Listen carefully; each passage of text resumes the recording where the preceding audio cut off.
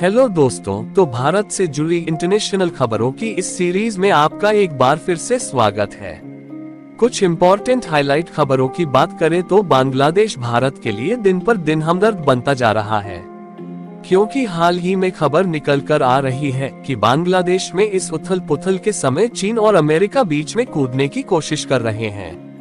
दरअसल शेख हसीना के भारत आने के बाद चीन और अमेरिका जैसे अंतर्राष्ट्रीय खिलाड़ी भी बांग्लादेश की नई सरकार की मंदबुद्धि का फायदा उठाने की कोशिश कर रहे हैं, जहां इसी कोशिश में दोनों देश भारत और बांग्लादेश के बीच मौजूद बंगाल की खाड़ी में पैर जमाने की छोड़ में जुट चुके हैं। लेकिन एक तरफ जहां भारत की चिंताएं बढ़ रही हैं, वहीं दूसरी तरफ भारत के लिए एक अच्छी खबर भी आ रही है,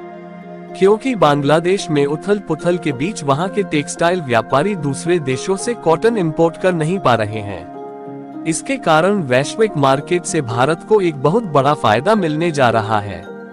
क्योंकि देखा जाए तो बांग्लादेश में कॉटन की सप्लाई ना हो पाने के कारण दूसरे देशों के द्वारा सप्लाई चेन को पूरी तरह से भारत की ओर मोड़ने की शुरुआत की जा रही है।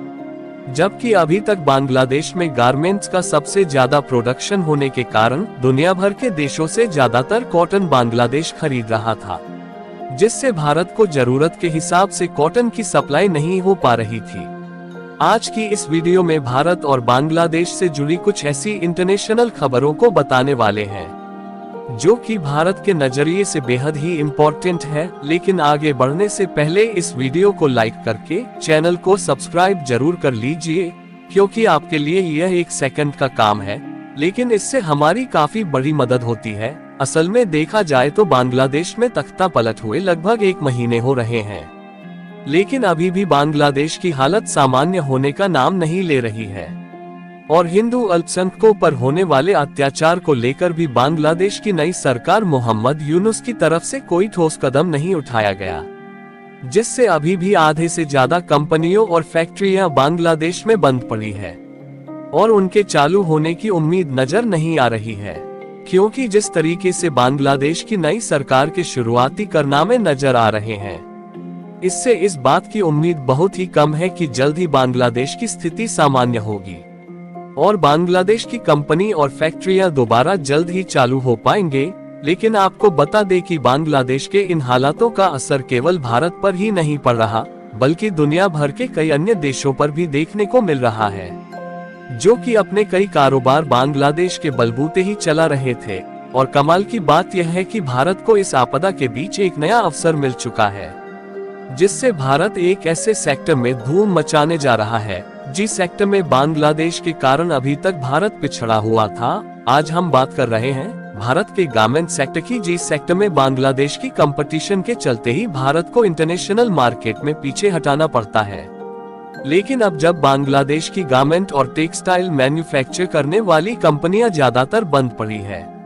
तो बांग्लादेश में कॉटन का इम्पोर्ट काफी ज्यादा कम हो चुका है, क्योंकि ज्यादातर गारमेंट और टेक्सटाइल से बने जो प्रोडक्ट मैन्युफैक्चर किए जाते हैं,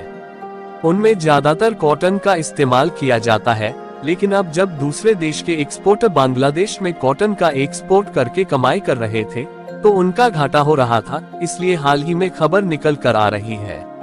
कि दूसरे देश के कॉटन एक्सपोर्टर जो बांग्लादेश में कॉटन की सप्लाई करते हैं, वह अपनी सप्लाई को भारत की ओर मोड़ने के विचार बना रहे हैं,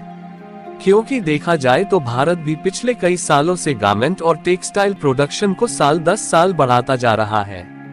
और आपको बता दें कि आज के समय में अमेरिका, यूरोपीय यूनियन और यूएई जैसे बड़े बड़े देशों में भारत के द्वारा टेक्सटाइल का एक्सपोर्ट किया जा रहा है, जहां आज के समय में 150 से अधिक ऐसे देश हैं जो कि भारत से टेक्सटाइल और गारमेंट्स प्रोडक्ट खरीदते हैं।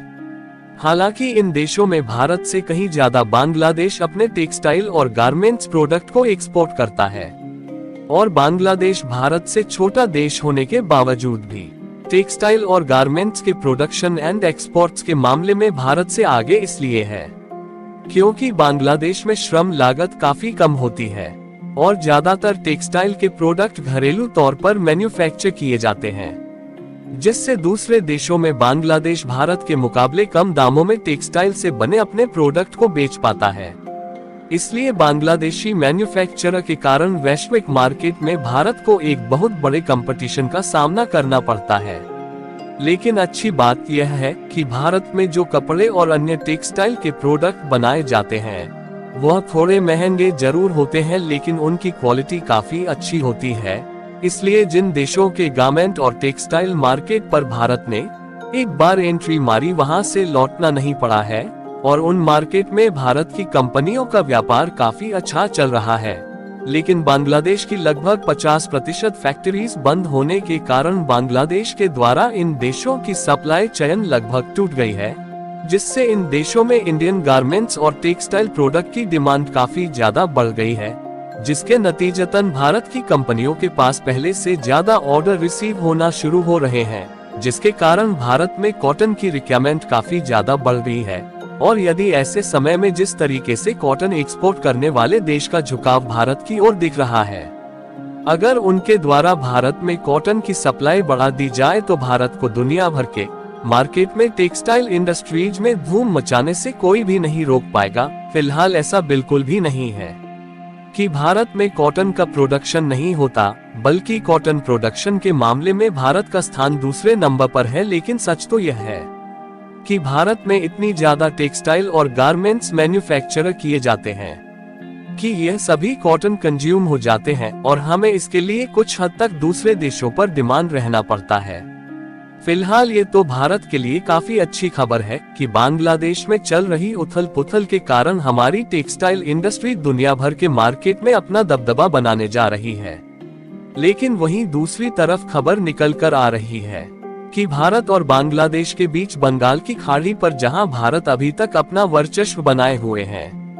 वहां पर चीन और अमेरिका अपना पैर जमाने के पीछे हाथ धोकर जुड़ चुके हैं। और यह भारत के लिए काफी ज्यादा चिंताजनक बात है कि जिस बंगाल की खाड़ी पर भारत का वर्चस्व है, वहां पर चीन और अमेरिका जैसे बड़े बड़े अंतर्राष्ट्रीय खिलाड़ी बांग्लादेश की नादानियों का फायदा उठाकर इस इलाके को कब्जे में लेने की तैयारी कर रहे हैं,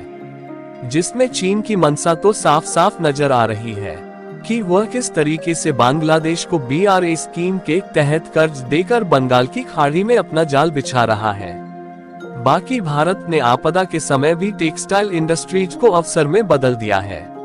उनके लिए कमेंट बॉक्स में भारत जरूर लिखें और इस वीडियो को एक लाइक करके अपने मित्र तक शेयर भी जरूर करें, ताकि उन्हें भी जानकारी मिल सके। इसी तरह और भी नॉलेजेबल वीडियो देखने के लिए चैनल को सब्सक्राइब करके बेल आइकन को ऑल पर जरूर सेलेक्ट करें। Thanks for watching.